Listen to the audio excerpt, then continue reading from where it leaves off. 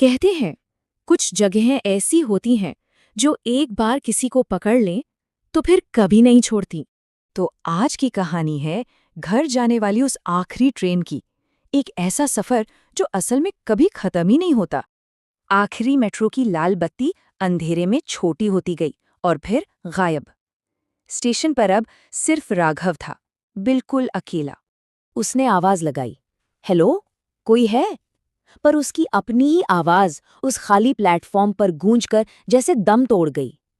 ऐसा लगा जैसे किसी ने सुना ही नहीं। घबराकर उसने चारों तरफ देखा। बाहर निकलने का बस एक ही रास्ता नजर आ रहा था, सीढ़ियां। और राघव उसी तरफ भागा, ये सोचकर कि बस किसी तरह यहां से बाहर निकलना है।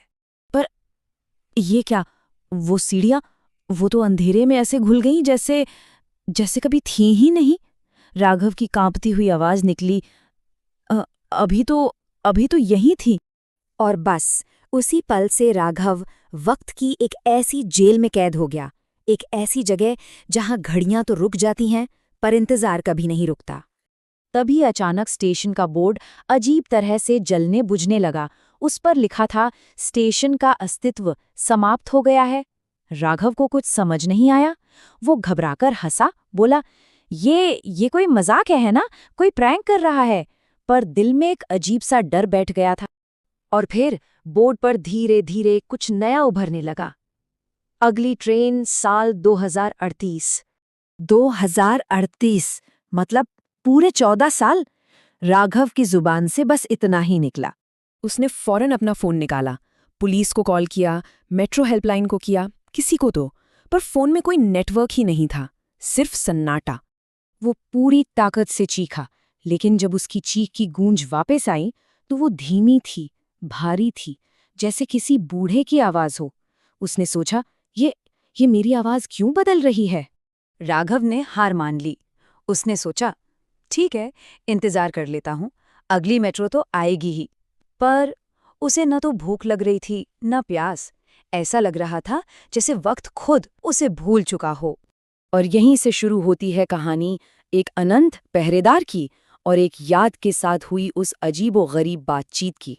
तभी न जाने कहां से उसके हाथ में एक पुराना अखबार आ गया। उसने सोचा, ये मेरे बैग में कब आया?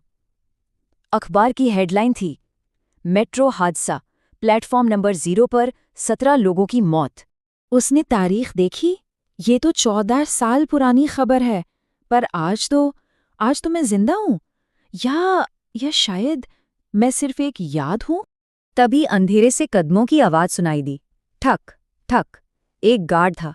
वो राघव के पास आया और पूछा, तुम ट्रेन में चढ़े क्यों नहीं? राघव को गुस्सा आ गया, बोला, आपने ही तो कहा था कि ये आखिरी मेट्रो है, मुझे जाने देना था। गार्ड ने बड़े आराम से जवाब दिया, मैंने तो जाने दिया था, तुम ही वापस आ गए। राघव ने पूछा, और अगर मैं चढ़ जाता तो? गार्ड बोला, तो तुम सिर्फ एक याद बनकर रह जाते। गार्ड ने आगे कहा, इस स्टेशन को लोग चाहिए। राघव ने पूछा, लोग या लाशें?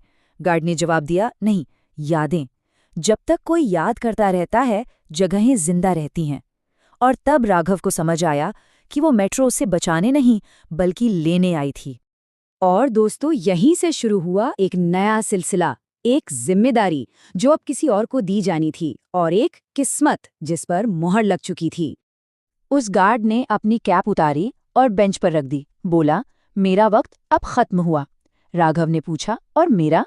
गार्ड ने बस इतना कहा, तुम्हारा अब शुरू हुआ है। राघव तो बस घर जाना चाहता था, लेकिन उस कैप में एक अजीब सा खिंचाव था। उसने उसे उठा लिया, और जैसे ही उसने वो कैप पहनी, उसका नाम मिट गया, उसका चेहरा धुंधला गया। पीछे रह गई तो सिर्फ उसकी ड्यूटी। ठीक रात के 11:58 पर एक बार फिर मेट्रो का हॉर्न बजा। एक नया घबराया हुआ लड़का प्लेटफॉर्म पर उतरा। उसने पूछा, भैया, ये कौन सा स्टेशन है? और तभी अंधेरे से राघव, जो अब नया गार्ड बन चुका था, बाहर निकला और बोला, आखिरी मेट्रो पकड़नी है या यहीं रुकना है?